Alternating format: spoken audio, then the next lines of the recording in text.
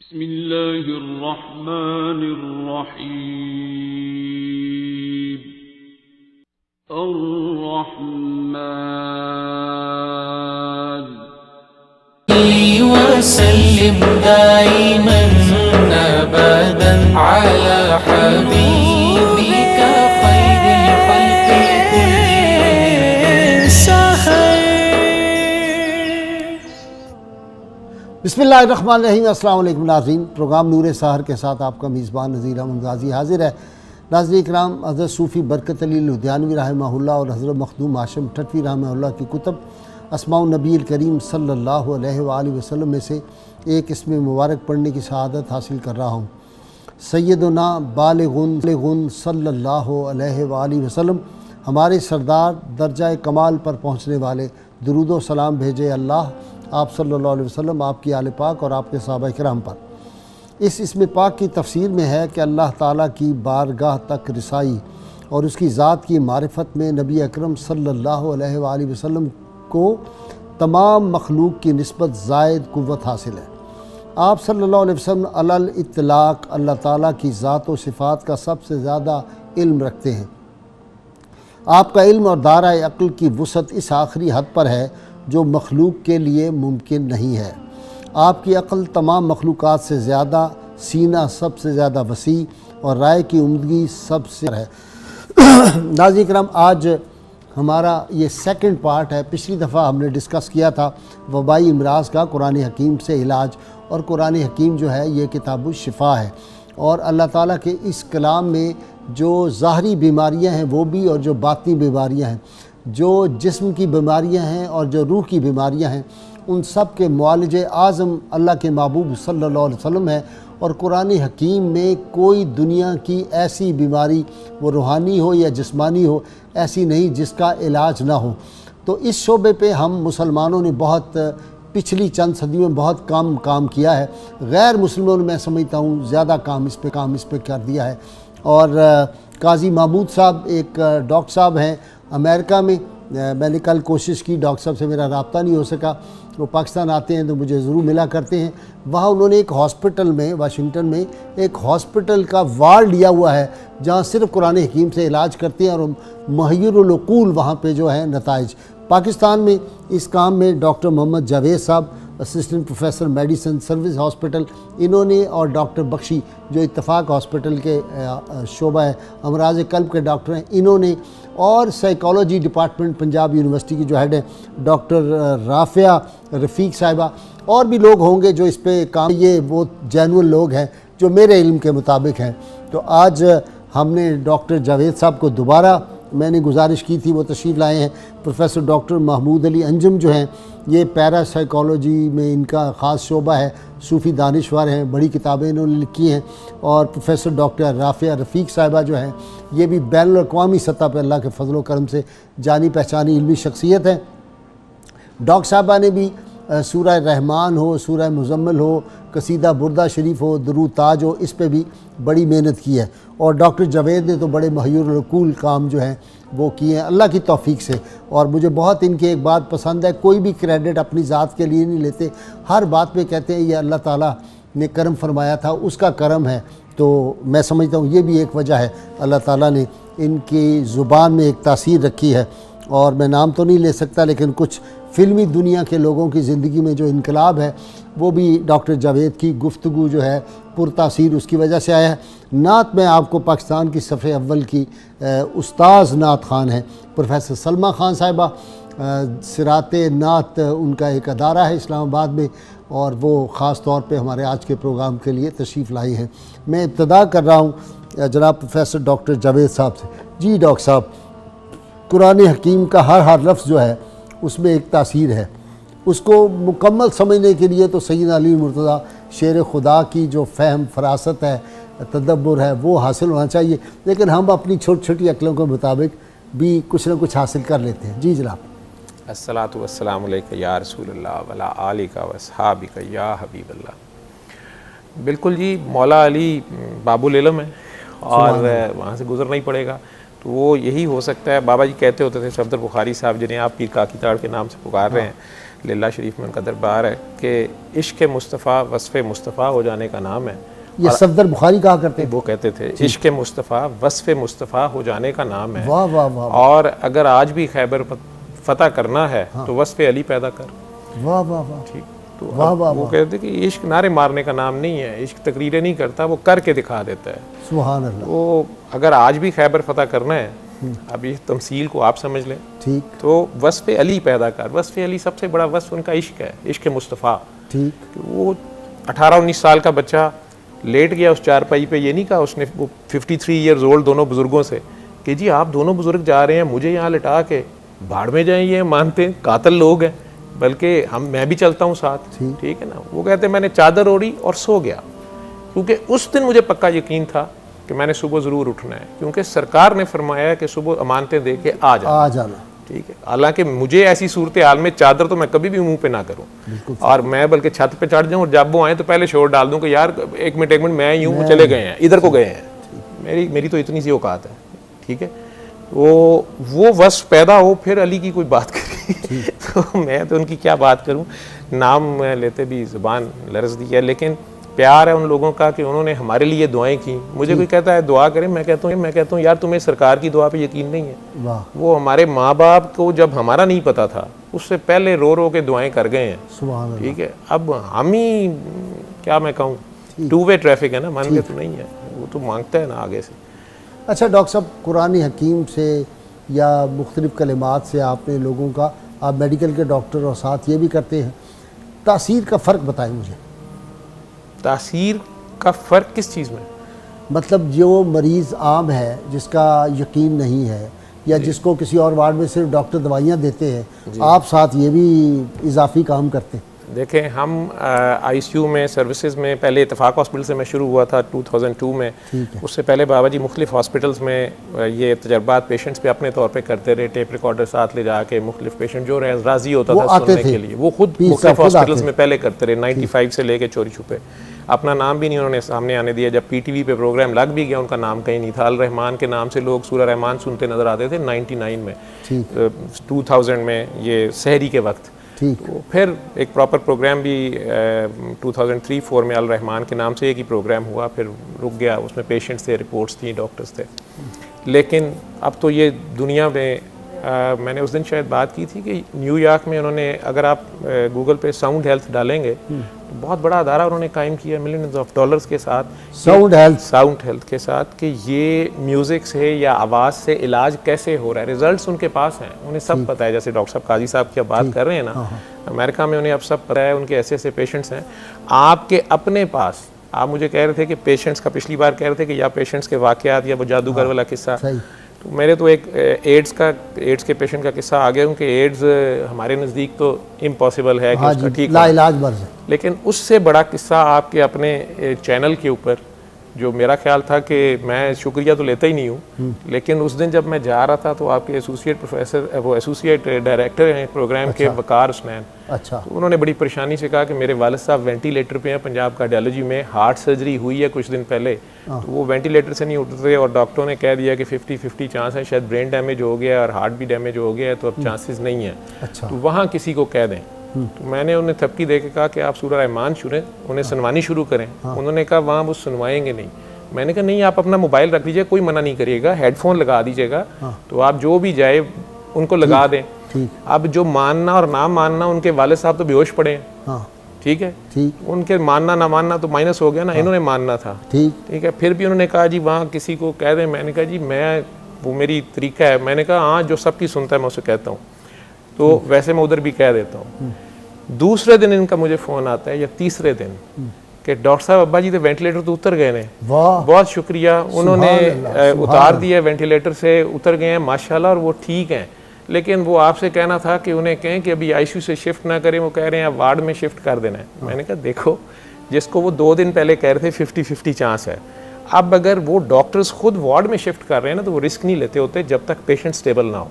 तो अगर वो कर रहे हैं, वो पेशेंट के लिए बेहतरी का होगा। कई बार आईसीयू से एडिशनल इन्फेक्शन लगने का डर होता है कि डॉक्टर साहब वो अगर मैं के चले मैं कहता हूँ मैंने, लेकिन आपने सूरह रहमान नहीं छोड़नी। उन्होंने कहा जी वो हम सुनवा रहे हैं, ठीक है। फिर एक दिन, अगले दिन उनका या 2 दिन बाद कल फ़ोन आया कि जी वो डिस्चार्ज कर रहे हैं, कहते हैं घर ले जाएं, अब ये ठीक है, हमारे पास वर्कलोड बहुत ज़्यादा है, बेड नहीं है अब और पेशेंट का।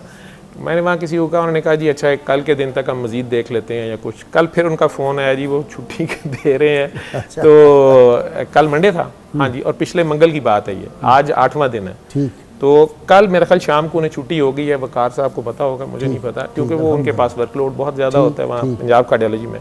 तो सबसे पहला तो ये केस है, मतलब हाथ कंगन को आरसी किया, लेकिन हमने कोई आजमाना तो है नहीं है। अब ये इसमें तो डॉक्टरों ने या मेडिकल साइंस ने वो बाद में सोचती रहेगी ये गैमा रेज किस फ्रीक्वेंसी पे हैं, ये सेल के लेवल पे जाके क्या करती हैं, हीलिंग कैसे शुरू होती है, या फिर ये डॉक्टर साहब ये भी आप फील करते हैं कि सेल को पता है।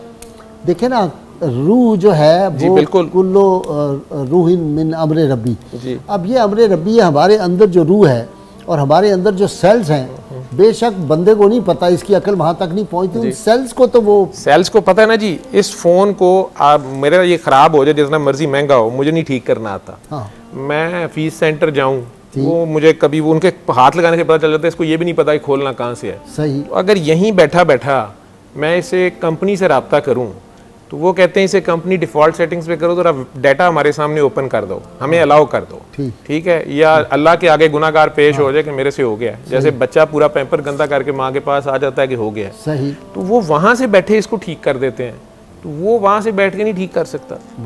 लेकिन ये साइंस तो नहीं ना इन बातों को, साइंस का ज़रा और ले जा, तो साइंस की ज़ुबान और होगी।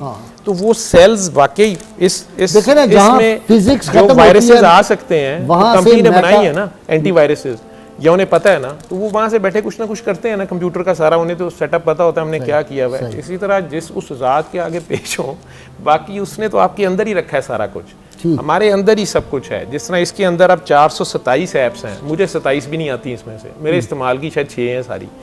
अब कोई बच्चा उठ के मुझे कंप्यूटर वाला इसमें से 400 तो महला 4 दिन तो वो लगा देगा समझाने में ही, लेकिन मैं हैरान हो जाऊंगा कि इसके अंदर इतने जिन भूत हैं, मुझे तो पता ही नहीं है। और मेरे अंदर ही ये 427 ऐप्स उसने अगर डाली हुई है 500, मुझे उनका पता ही नहीं, मुझे अपनी पहचान नहीं है, ठीक है, और मैं भागा फिर रहा हूँ खाज खिदर की मिन्नत करने, तो फिर उसका क्या कसूर है? वो कह रहा है कि मैं सबके लिए काफ़ी हूँ, ठीक है, मैं सबका वली हूँ। हाँ, उसके भी कुछ वली हैं, उनका ध्यान करना पड़ेगा, सही, लेकिन वो कह रहा है मैं सबका वली हूँ, कम से कम उधर तो खड़े हों सारे, ठीक है ना। तो लेकिन ये तो रूहानियत की बातें हो जाएंगी ना। डॉक्टरी ज़ुबान में ये है कि मल्टीपल स्क्लेरोसिस, एनकाइलोजिंग स्पॉन्डिलाइटिस, सार्काइडोसिस, वो डिजीज़ में बात कर रहा हूँ जिनमें मेरे पास मेडिकल साइंस में अब आंसर नहीं है। एड्स के पेशेंट थे, मैं नाम नहीं लेता, लेकिन थोड़ा सा किसी का नाम आप भी ना लीजिएगा, आज से 6-7 साल पहले जो गवर्नमेंट थी, सर्विसेज हॉस्पिटल ICU, मुझे फ़ोन आया, मैं ही ड्यूटी पे था या ऑन कॉल उस दिन मैं था, तो उधर ही था, तो वो MSR का फ़ोन आया कि जी गवर्नमेंट का जो प्राइवेट अस्पताल है, एक तो इत्तेफाक आप कह रहे हैं ना, तो एक रायविंड है, तो वहाँ से पेशेंट आ रहा है जो पहले लोधरा से आ रहा है। लोधरा में बाई इलेक्शन हो रहा था, वो वहाँ के एक पीर साहब थे, सैयद साहब थे, उनकी चूँकि फैमिली ने इजाज़त दी हुई है, मैं नाम तो नहीं लेता, लेकिन उनका वाक़या मैं बता सकता हूँ। तो उन्होंने कहा जी बहुत सिक है, ICU में आ रहा है, और CM सेक्रेटरीट से फ़ोन आया है कि 20 दिन बाद बाई इलेक्शन है, उस दिन तक इसको जिंदा रहना चाहिए, क्योंकि इनके गांव का कोई 5-10 हज़ार वोट है, ये इनके अंडर पीर साहब के हल्का असर में होगा। वहाँ बाई इलेक्शन हो रहा था, लोधरा का मशहूर हल्का था। चुप रहे, हमने तो पेशेंट लेना था क्योंकि पेशेंट था सिक, वेंटिलेटर की ज़रूरत थी, लेकिन जब पेशेंट आया तो हमें पता चला कि असल में उन्हें एड्स हो चुकी है। उनके गाँव में बड़े अच्छे शाह साहब, सैयद साहब थे, उनको वो एक ही उस तरह से सारा गांव, तो ये गांव के लोग जो सुन रहे हैं कि कम से कम ब्लेड चेंज करवाया करें, ठीक है। वो पता नहीं किसको था, क्या था, उन बेचारों को भी हो गई। लेकिन अब जो उनका उस वक्त स्टेट था, उन्हें हेलीकॉप्टर पे एयरलिफ्ट किया से पहले वहाँ रखा गया, वहाँ जब पता चला कि ये तो गौन है, तो सरकारी अस्पताल में आ गए, लेकिन उन्हें प्रोटोकॉल फुल था, और कहा गया जी कि ये अंदर खाते। अब मैं वो पेशेंट देख रहा हूँ, तो जो डॉक्टर साहबा वार्ड, मेडिकल वार्ड जिसने लिया था, प्रिंसिपल साहब की वार्ड थी, वो एड्स के यूनिट का ही था, मतलब वो साथ आई थी जूनियर डॉक्टर, उन्होंने सीनियर का भी नाम हंस के कहा कि वो कह रहे थे कि डॉक्टर साहब उनको ना एनू सूरत रमान सुनान। अच्छा, मैं उसे टॉन्ट नहीं लेता, लेकिन वो बच्चे सीखना भी चाहते थे, लेकिन कई बार वो मुझे इस तरह क्रिटिसिज्म सुनना पड़ता है कि सर इतनी मुश्किल से डॉक्टर बने हैं, अब आप चाहते हैं कि हम अस्पताल बंद कर दें या खुद छोड़ दें सारा कुछ। तो मैं उन्हें कहता हूँ कि बेटा मैं वहाँ कह रहा हूँ जहाँ से हमारे पास कुछ नहीं है, ICU से आगे कुछ नहीं है हमारे पास, जहाँ हमारी दुआ रुक गई, दवाई नहीं है, कुछ भी नहीं है, हमने अपना जोर लगा लिया। ये मैं नहीं कह रहा कि आप सारा कुछ बंद कर, ये सारा कुछ करना है, लेकिन उसके साथ ये एडिशनल एक दवाई हमने लगानी है और दिन में 3 बार लगाते थे। मैं हंस के उसकी बात सुन रहा हूँ, उससे कह रहा हूँ कि बिल्कुल बेटा इसको भी लगाएंगी, तो वो मुझे गिनवाना शुरू हुई कि इसको पीसीपी निमोनिया, एड्स कोई एक बीमारी नहीं होती, ये मल्टीपल बीमारियां उसको अटैक कर देती हैं। अच्छा, इनको टीबी की लास्ट स्टेज है, इनके ब्रेन में भी टीबी जा चुकी है, फेफड़े दोनों अफेक्टेड हैं, दोनों फेफड़ों में ये कोरोना तो कोई चीज़ नहीं है, पीसीपी निमोनिया, दोनों फेफड़े उड़े हुए, ऑक्सीजन पूरी नहीं हो रही, वेंटिलेटर पे ही पेशेंट शिफ्ट हो रहा है। और CMV एक वायरस होता है ब्रेन को, उसने भी गर्दन तोड़ बुखार साथ वो भी, और टीबी ने भी किया हुआ है, और ये सारे टेस्ट पॉजिटिव है। ठीक। और इनके वाइट सेल्स नहीं है, और इनके चारों लिम्स जो हैं पैरालिसिस हो चुका है, ब्रेन काम करना छोड़ गया और ये बेहोश है। अब ये वेंटिलेटर पे डालना है, और पीछे से तो है कि 22 तारीख या पता नहीं 21 को इलेक्शन था, मुझे कुछ फिगर याद है, बहरहाल तो ये उस वक्त तक जिंदा भी रखना है, ठीक है। और इसको सुनाए सूरत, अब आपके पास दिन है साथ। मैंने उसको तो बच्ची को कुछ नहीं कहा, मैंने हंसी कहा, मैं कहा बेटा सुनाते हैं।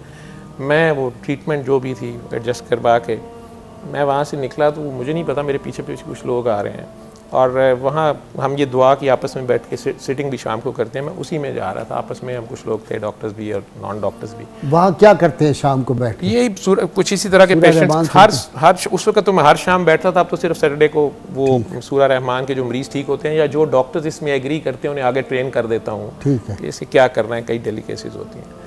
वहाँ मुझे अचानक एक बंदे ने आवाज़ दे के फिर रोका, उनके साथ माशाल्लाह पगड़ियों वाले बादशाह और सारे सफ़ेद कपड़ों में कुछ सादात थे, पीरान या जो भी उलिया होता है, 5-6 लोग थे, उनमें साद साहब का नाम मुझे याद है, पैरा, तो वो सुन रहे होंगे अगर वो लोग देख रहे होंगे।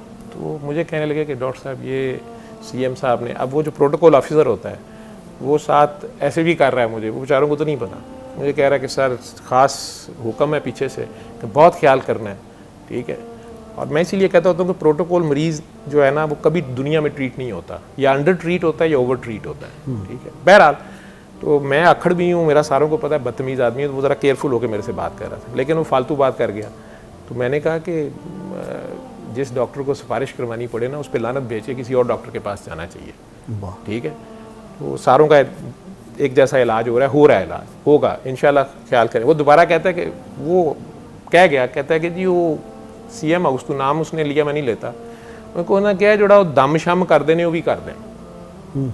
मैं एकदम उससे घुमा, तो मैं क्या कि उसको बता देना मैं यकदम करता होता हूँ जो कुछ। अच्छा। वो राजपूत बदतमीज़ होता है। तो वो तो खैर डर गया। तो 2-3 बंदे खड़े थे जो दाढ़ी में माशाल्लाह यंग थे, वो कहते हैं हमारे मामू हैं डॉक्टर साहब, और हमने आपका नाम इधर आके सुना है।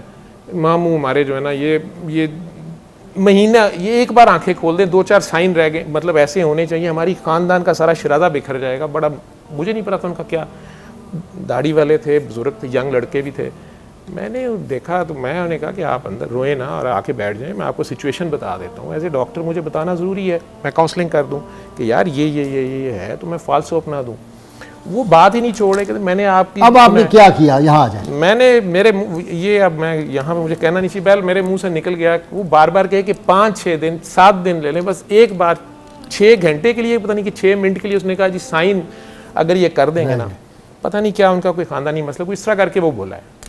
मैंने वैसे ही कह रही, मैं क्या 6 महीने बड़े नहीं।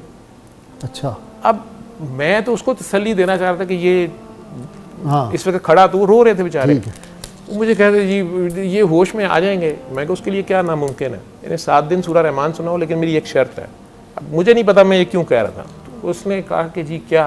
मैंने कहा ये होश में आएगा तो इसके पीर साहब से इनकी बात नहीं करानी। तो वो मुझे कहते कि जी ये गोलरा शरीफ वालों के अब्दुल हक साहब शायद हयात थे उस वक्त। तो कहते ये उनके मुरीद हैं। मैं कि और ये तो बड़े आशिक हैं उनके। मैं कि इनकी उनसे बात नहीं करानी, उन्हें मेरा सलाम दे दो, उन्हें कहना पागल डॉक्टर ने बाबा मस्त मस्त का सलाम दिया, ये मेरा स्टाइल है। मैं कहा उन्हें कह देना, और इनकी बात नहीं करानी जब तक मैं नहीं कहूँगा। वो कहते जी होश में आएंगे। मैंने कहा अल्लाह को मंजूर, देखते हैं। 7 दिन सूरा रहमान सुनानी है, कसीदा बुर्दा शरीफ भी सुनाना है, इनको दोनों सुनानी है। हम सुनाना शुरू हो गए। एक यंग सा लड़का था, बाद में बचला वो उनका साला था, वो मुझे टॉन्ट करना शुरू हो गया। असी आप पीर हाँ, तुसी सानू की दसते पे हो, असी यह करंग। मैं उसको मुँह, वो जो बड़े थे उनमें से एक प्रोफेसर साहब थे, एक और थे। मैंने कहा अब आप लोग उधर चले जाएं, और वो उधर भी बैठ गए, दुआ में भी शामिल हो गए, चले गए। अल्लाह करीम ने उन साहब को, ये सारी बीमारियां डॉक्टर सुन रहे हैं, 7th डे पे वो वेंटिलेटर से उतर गया। सुभान अल्लाह। आगा खान मैंने सैंपल भेज दिया, उनका PCR HIV और वेस्टर्न ब्लॉट नेगेटिव आए, आज भी रिपोर्ट्स हैं मेरे पास। वाह वाह। ठीक है, अब पेशेंट होश में आना शुरू हो गया। जो वहाँ एक एथिस्ट तबका भी था या प्रोग्रेसिव या एंटी, मैं तो रिलीजियस नहीं हूँ लेकिन वो मेरे भी मोमबत्ती माफिया जिसको हम कहते हैं, नहीं पढ़े लिखे, उन्होंने गुस्से में मेरे पे ये चढ़ाई कर दी कि यार वेंटिलेटर से क्यों उतारा है, ये जल्दी उतार दिया या क्या ज़रूरत थी, ये अभी 22 तारीख तक चाहिए था, ये वैसे ट्रांजिएंट इम्प्रूवमेंट आई है। ठीक है, हमारी नर्सिंग केयर बहुत अच्छी है माशाल्लाह, मतलब सरकारी अस्पताल की नर्सिंग केयर, ICU की हमारी कोई तो मानता है। तो मैं चुप रहा, 2 दिन वो माशाल्लाह ठीक थे।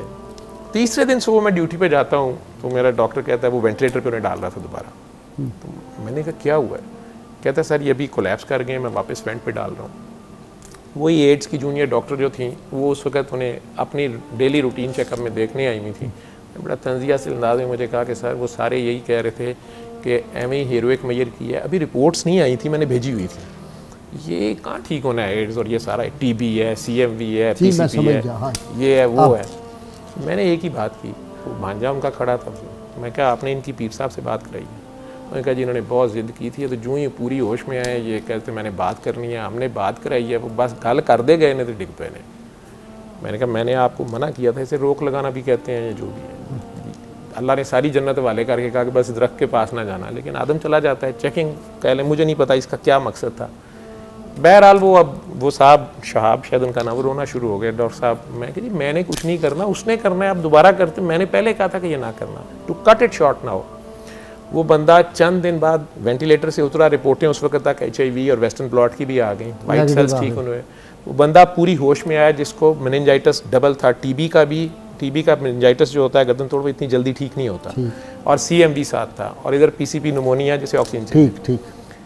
1.5 महीना वो ICU में रहे, व्हील चेयर पे बाहर जाना शुरू हो गए। अब मेरे डॉक्टरों की ये मुझे ताना हो गया कि व्हील चेयर तो नहीं ना उठता, आपे तो नहीं तुरदा। तो मुझे वो एक ही बात कहें कि मुझे मेरे मुर्शिद से बात करने दें। ठीक है, मैंने कहा आपने उनके पास जाना है, चल के बात नहीं करनी, लेकिन आपने चल के जाना है, और शर्त यह है कि उनसे इजाज़त लेके वापसी पे लिल्ला बाबा जी के दरबार पे या जाते हुए जाना, तो मुझे छुट्टी दे दें। खैर वो कुछ अभी उनके पैरामीटर्स थे, गवर्नमेंट का भी अब इंटरेस्ट नहीं था, इलेक्शन का जो रिज़ल्ट था आ गया था जो भी था, लेकिन वो बंदा व्हील चेयर पे ही वहाँ जाके बाबा जी के दरबार पे खड़े होकर तस्वीर बनवा के मुझे भेजी उन्होंने 2 माह बाद। फिर अपने मुर्शिद के पास गए, फिर अपने गांव चले गए लोधरा, फिर उसके कोई 2 माह बाद मैं उसी दुआ सेशन में बैठा हूँ तो वो बंदा विदाउट व्हील चेयर चल के अंदर एंटर हुआ। बड़े प्यारे इंसान थे। Still he is alive? No, he is not alive.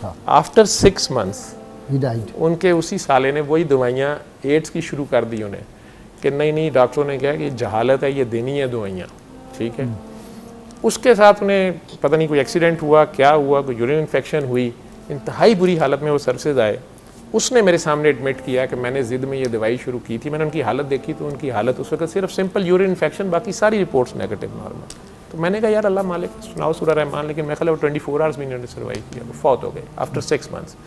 वो वेंटिलेटर से पाँव पे चलने के काबिल हो गया 2 माह के अंदर, वो सारा कुछ, और फिर अपने घर गया और वो सारा कुछ। तो अब ये मेरा इसमें कोई कमाल नहीं है, मैंने तो बता दिया ना। डॉक्टर साहब मुझे ब्रेक लेनी है। नाज़रीन इकराम, आप देख रहे हैं डॉक्टर जावेद की गुफ्तगू कितनी मुअस्सर और इसमें एक तासीर है, और अल्लाह ताला के कलाम पे हमें यकीन जो है ना वो बड़ी अहम चीज़ है। असल सबसे पहले उस रात बारी पे यकीन जो इन अल्लाह अला कुल्ल शैइन कदीर है, वो जब चाहे जो चाहे वो मौत से ज़िंदगी दे दे, ज़िंदगी से मौत दे दे, वो जो चाहे वो कर सकता है। कुन बस ख़याल हक़ में कहने की भी ये जिस तरह मैं कुन कह रहा हूँ इस तरह नहीं, ख़याल हक़ में जो चीज़ आई उसी वक्त हो जाती है। हमारे साथ रहिएगा।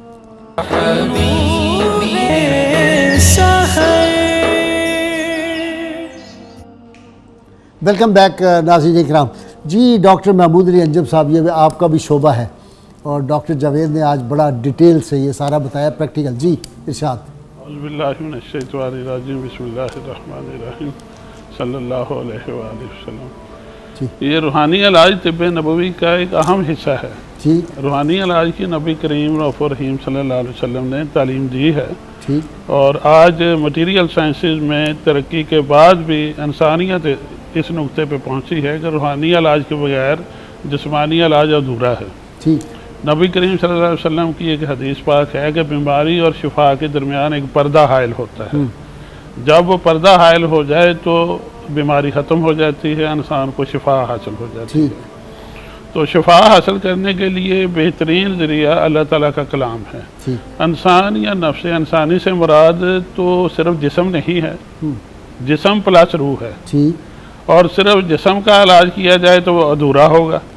अब मेडिकल साइंस तरक्की के बावजूद बेबस हो जाती है कि ये साइड इफ़ेक्ट आ गए या अब इलाज नहीं हो सकता, तो फिर उधर ध्यान होता है कि रूहानी इलाज किया जाए।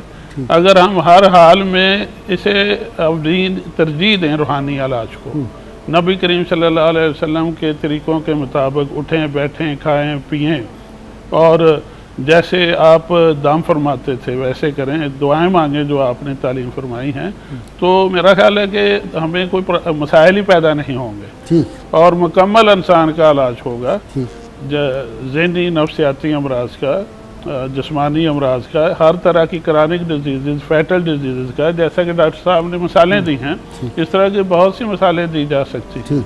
मेडिकल साइंस में ऐसे केसेस जो होपलेस डिक्लेयर हुए हमारे पास आते रहे, अल्लाह ताला के फजलो करम से उन्हें शिफा हासिल हुई। कोई ख़ास कोई वाक़या जो आपके ज़हन में बहुत मुख्तसर बताएं? ऐसे काफ़ी है। मैं चाहता हूँ कि डॉक्टर साहब ने जो मिसालें दी हैं मैं उन्हीं पे इत्तफाक करता हूँ।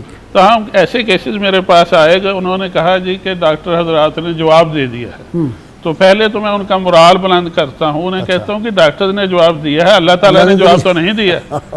तो हमारे पास इम्कानात हैं और फिर बिल्कुल गैर यकीनी और मौजज़ाना नताइज जो है ना वो सामने आए हैं और हर तरह की बीमारी का जिस्मानी, रूहानी, नफ्सियाती उसका इलाज करने का मौका मिला है। और आपने ये बहुत अच्छा प्रोग्राम किया है जिस पे अल्लाह ताला जज़ाए खैर अता फरमाए। हमारे पैनल पे देखिए तवज्जो ही नहीं ना हमारे लोगों की, ये बड़ा हमारे देखिए जी पैनल पे एलोपैथिक डॉक्टर हैं, ये हमारे नफ्सियात हैं, तो नफ्सियात और बड़ी मोतबर शख्सियात हैं, इनका रूहानी इलाज की अफादियत तस्लीम करना और उसे अप्लाई करना, इससे बड़ा और क्या सबूत हो सकता है। ये बहुत और डॉक्टर जावेद ने तो चैलेंज किया, ये चेक कर लें जाके, जो बातें इन्होंने फरमाई हैं जी जी वो सर्वे अस्पताल के रिकॉर्ड से चेक की जा सकती है। अच्छा डॉक्टर साहब, मैं ज़रा डॉक्टर राफिया को, मेरे पास टाइम कम है जी। डॉक्टर राफिया, आप किस किस चीज़ से इलाज करती हैं? सूरह रहमान है, दरूद ताज शरीफ है, कसीदा बुर्दा शरीफ है, असरात कैसे मुरतब होते हैं? देखिए जी, असरात जैसे डॉक्टर साहब ने कहा कि कोई सुन रहा हो या ना, आपके हार्ट पे डायरेक्ट इफेक्ट जाता है। अच्छा। आपकी ब्रेन उसको करता है। हमारी ब्रेन स्टेम होती है, अगर हम इसको थोड़ा सा बायोलॉजिकली देखें तो उससे जब उस पर इफेक्ट होता है, वो एक्टिवेट होता है, तो वो उसके आपके जो रेस्पिरेटरी सिस्टम है या आपका हार्ट है उसके ऊपर डायरेक्ट इफेक्ट आना शुरू हो जाता है। तो इसमें या तो गौर से, अगर कोई पेशेंट गौर से सुन सकता है तो हम उसको यही कहते हैं कि आप आराम से सुकून से बैठ के दुनियावी काम छोड़ के सुने। लेकिन जैसे कोई अनकॉन्शियस है या कोमा का पेशेंट है, उसके अंदर अगर उसके साइड पे भी लगा देते हैं तो उसके इफेक्ट होते हैं। मैं नफ्सियाती हवाले से बात करना चाहूँगी कि हम लोगों ने इसकी स्टडी, जो जेन्युइन स्टडीज़ हैं, वो डिप्रेशन के पेशेंट पे की हैं। इसमें एंजाइटी के पेशेंट्स हैं, गुस्सा जिनको बहुत ज़्यादा आ जाता है या जिनको वहम की बीमारी होती है, बहुत ज़्यादा ये कॉमन है, जैसे OCD, ऑब्सेसिव कंपल्सिव डिसऑर्डर है, इनके पेशेंट्स के ऊपर की है। डिमेंशिया के पेशेंट्स के ऊपर बहुत अच्छे नताइज आते हैं कि कई ऐसे पेशेंट्स होते हैं जो बहुत एजिटेटेड होते हैं, जिन्हें बहुत ज़्यादा इस्तराब की कैफियत होती है, एंजाइटी होती है, उनकी वो एंजाइटी कम होनी शुरू हो जाती है। और मल्टीपल इस किस्म की डायबिटीज़ के पेशेंट है, कोमॉर्बिड कंडीशंस हैं जिसके अंदर नफ्सियाती भी हैं, मेडिकल भी हैं, ऐसे पेशेंट्स में देखा गया है कि जब उन्होंने सुनी है, और इसका एक ऐसा तरीका है जो कि 7 दिन वो करते हैं ना, वो बहुत ज़रूरी है कि वैसे तो www.alrahman.com पे वो तरीका बड़ा क्लियरली लिखा हुआ है, लेकिन बहुत आसान तरीका है। जैसे डॉक्टर महमूद साहब ने भी कहा कि जो हमारी सुन्नत का तरीका है, जैसे उसमें हम कहते हैं कि पानी अपने सामने रख लें थोड़ा सा, फिर आपने जब सूरह रहमान सुननी है तो आंखें बंद करनी है। अब आंखें बंद करने पे लोगों का ये होता है जी आंखें क्यों बंद करनी है, आपकी विजुअल फील्ड होती है।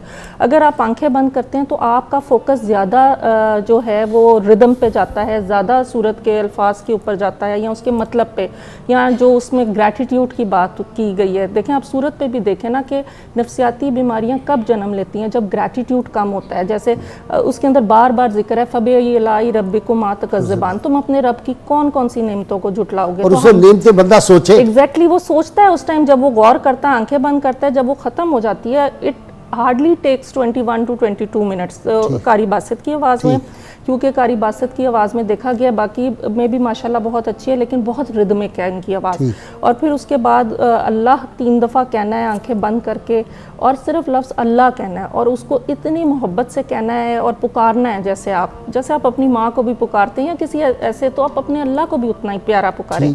और उसके बाद फिर फूंक मार के अपने ग्लास जो पानी है उसको सुन्नत के तरीके में 3 घूंट करके पीना है। अब बहुत से लोग हैं खड़े होकर पानी पी रहे हैं, हालांकि सुन्नत में मना है कि खड़े होकर पानी नहीं पीना, तो वो उसके जो इफेक्ट्स आने शुरू हो जाते हैं वो डिपेंड करता है कि अगर कोई किसी की बीमारी ज़्यादा है तो 2 दफ़ा 3 दफ़ा भी बता देते हैं, या अगर जो है इतनी नेचर की नहीं है, या घर में जो प्रॉब्लम्स हैं जैसे कि डोमेस्टिक वायलेंस है, लड़ाई है, ऐसे डॉक्टर साहब यहाँ मैं एक ऐड कर दूँ कि पानी नाज़रीन किराम जो पीना है ना वो बहुत आहिस्ता आहिस्ता पीना है। हमारे 3 सांस में और आहिस्ता, तीसरा जो सांस है उसमें ज़रा लंबा, यानी ज़्यादा पानी उसमें आपने पीना है, बहुत आहिस्ता आहिस्ता।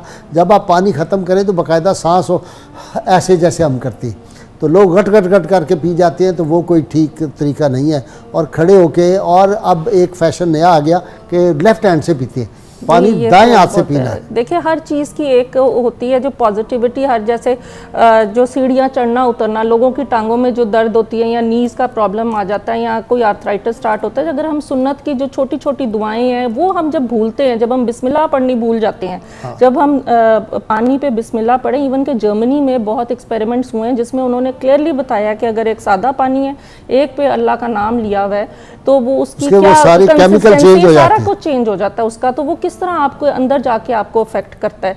इसी तरह रिदमिक रेज जो होती हैं, जब म्यूजिक जो होता है वो आपके हार्ट को, आपके हार्मोन्स जो आपके कहते हैं हैप्पी हार्मोन्स हम कहते हैं, डोपामीन है, ऑक्सीटोसिन है, ये सारे रिलीज होते हैं जब आप सूरह रहमान भी सुनते हैं, और आपकी अल्फा वेव्स जो कि सुकून देती हैं आपको।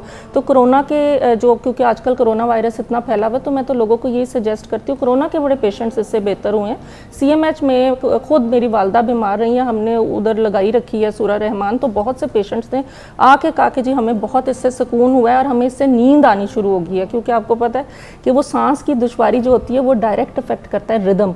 तो जब वो सांस बेहतर होता है तो ऑटोमेटिकली उनकी अल्फा वेव्स जो होती है ब्रेन में, स्लीप एक्टिविटी इंक्रीज करती हैं, वो भी बेहतर होती हैं, तो इससे कोरोना का बहुत अच्छा इलाज हो सकता है। ठीक। तो मेरा ख्याल में अब हमें ये फोकस करना चाहिए कि पूरे कुरान में शफा है। अभी हमने थोड़ी थोड़ी चीज़ों को देखा है कि हमने दुरूद ताज देखा और कसीदा बुर्दा शरीफ देखा पैरालिसिस के लिए, या किसी भी इस किस्म की गेट की प्रॉब्लम है या कुछ इस तरह के, लेकिन मेरे ख्याल में कि हमें और ज़्यादा स्टडी करना चाहिए। सूरह रहमान है और उसके अलावा भी मैंने डॉक्टर से तजर्बा किया कि 2 तजर्बे, एक तो मैंने कसीदा बुर्दा जो पैरालिसिस के लोग थे, फालिज वाले, उनका इसके सराहने रखते, मरीज पढ़ नहीं सकता, उसमें बड़े अच्छे असरात हैं। दूसरा मैंने आपको बताया ना वो लकड़ी जो मैंने पानी दिया और आपने भी वो किया है, आपने देखा है, अब उसके मुहय्यर नताइज आए और बड़े दुनिया अमेरिका तक मंगवाए लोगों ने वो पानी। तो चूँकि उसमें रसूलुल्लाह सल्लल्लाहु अलैहि वसल्लम का लुआब दहन और आपके वुज़ू बार का पानी है, तो अब लोग हैरान हो जाते हैं कि ये लकड़ी से कैसे जाती है ना वो रेडिएशन। देखें हर चीज़ रेडिएट कर रही है और वो रेडिएशन इस दुनिया से कहीं नहीं जाती। अब जितनी भी रेज हैं साइंटिफिकली ये प्रूवन है कि जो हम बोलते हैं, जो हमारी आवाज़ होती है या जो भी चीज़ है वो इधर ही रहती है। तो इस वजह से मेरा ख्याल में जो अगर सूरह रहमान जिस घर में भी लगती है उसमें भी बरकत पैदा होती है। अच्छा डॉक्टर, एक और आपने गौर किया, डॉक्टर जावेद आप दोनों को ये सवाल है कि जो अल्लाह वाले लोग होते हैं नेक, जी चाहता है कि इनके पास ज़्यादा वक्त बैठे, जो दूसरे लोग होते हैं उनसे बंदे की जान जाती है और कहता है मैं जल्दी उठ के भागूँ इनसे। तो ये आपका भी तजर्बा है? जी बिल्कुल तजर्बा है, बल्कि कई दरबारों पे भी ये सुकून आपको मिलता है। और कहीं से आप भागते हैं, कहीं से आप भागते हैं या कोई फीलिंग नहीं होती। और दुखी लोग जो हैं आप दरबारों के करीब ज़्यादा देखेंगे। और वैसे भी अल्लाह वाला कोई होगा तो लोग उसके पास ऑटोमेटिकली एक ही चेक रह गया है, जहाँ बैठ के अब आप बाकी सारे हुलिये अपनाए वो रेडिएट करते हैं, कुछ सी शुआएं निकलती हैं। जिसके पास बैठ के आपको सुकून मिलता है ना, वो कहीं अल्लाह के कोई बात है। तो नाज़रीन किराम बहुत मुख्तसर वक्फा हमारे साथ रहिए।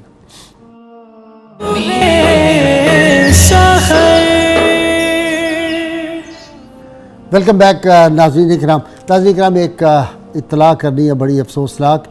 मुफ्ती आज़म पाकिस्तान शेखुल हदीस पीर मोहम्मद अशरफुल कादरी सयादा नशीन नेकाबाद शरीफ बहुत बड़ी इल्मी शख्सियत थे और मेरा उनसे 50 बरस जो था एक ताल्लुक़ दोस्ती मोहब्बत का रहा। ये पीर मोहम्मद अफसल कादरी जो है उनके बड़े भाई थे, उनका इंतकाल परसों हो गया और कल बरोज़ बुध को नेक नगर बारलबे नहर सारो की सरगोदा रोड उनकी जो है वो कुलखानी होगी। जो हजरात वहाँ जाना चाहें, मुफ्ती साहब की बेपनाह खिदमात हैं, उस पर बात करूँ तो शायद सारा प्रोग्राम का वक्त निकल जाए। बुक ऑफ द डे जी ये दबिस्तान खैर आबाद है। फरीद बिलगरामी हमारे इंडिया के बहुत बड़े एक राइटर हैं, मुसलमान, बहुत बड़े जो हैं वो इल्मी शख्सियत है, स्कॉलर। उन्होंने ये किताब लिखी थी। इसमें मौलाना फजल खैरआबादी रहमतुल्लाह अलैह और अब्दुल्ला खैरआबादी और इन सब उस देश के जितने बड़े बड़े शुअरा और शख्सियात थी उनका कलाम भी इसके अंदर है और उनके बारे में भी सारे इसमें मालूमात हैं। ये वर्ल्ड व्यू पब्लिशर्स उर्दू बाज़ार गज़नी मार्केट ने शाया की है। मैं नौजवान नस्ल से ख़ास तौर पे कहूँगा और जिनको अदब लिटरेचर से ताल्लुक़ है वो इस किताब को ज़रूर पढ़ें, बहुत आला चीज़ है। नाज़रीन का अल्लाह करीम से दुआ, अल्लाह ताला हमें हुज़ूर रहमत कौनैन सल्लल्लाहु अलैहि वसल्लम की गैर मशरूत मोहब्बत लामहदूद फ़दाइल नसीब फरमाए। नारे के लिए तैयार हो जाइए ताकि हम प्रोफेसर सलमा खान से नाते सरवर कौनैन सल्लल्लाहु अलैहि वसल्लम सुन सकें। पाकिस्तान का मतलब क्या? ला इलाहा इल्लल्लाह मुहम्मद रसूलुल्लाह सल्लल्लाहु अलैहि वसल्लम। जी प्रोफेसर। ऐसा हुस्नो जमाल नामुमकिन, ऐसा हुस्नो जमाल नामुमकिन, कोई उनकी मिसाल नामुमकिन, कोई उनकी मिसाल नामुमकिन। भेजता जो रहे दुरूद उन पर,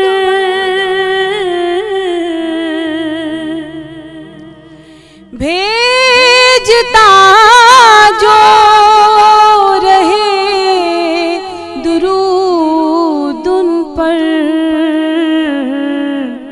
वो रहे खस्ता हाल नामुमकिन,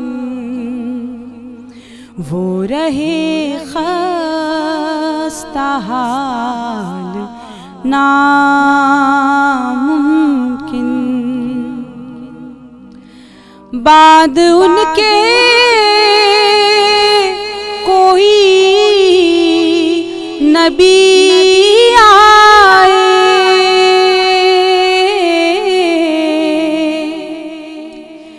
बाद उनके कोई नबी आए, सोचना भी मुहाल नामुमकिन, सोचना भी मुहाल नामुमकिन।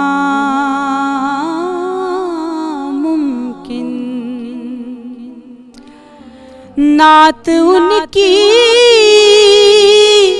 अता से होती है,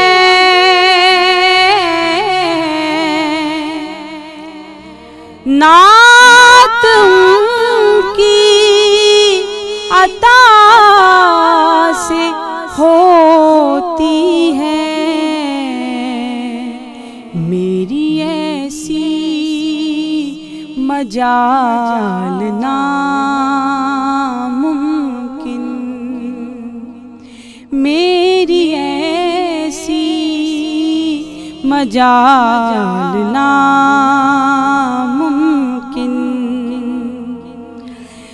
दुनिया वालों के सामने फैले,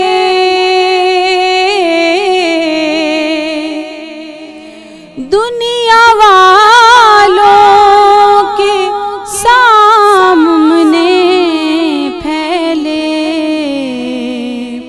मेरा दस्ते सवाल नामुमकिन, मेरा दस्ते सवाल ना मुमकिन, कोई उनकी तरह गुलामों का, कोई उनकी तरह गुलामों का ऐसे रखे अल्लमल कुरआन खलक़ल इंसान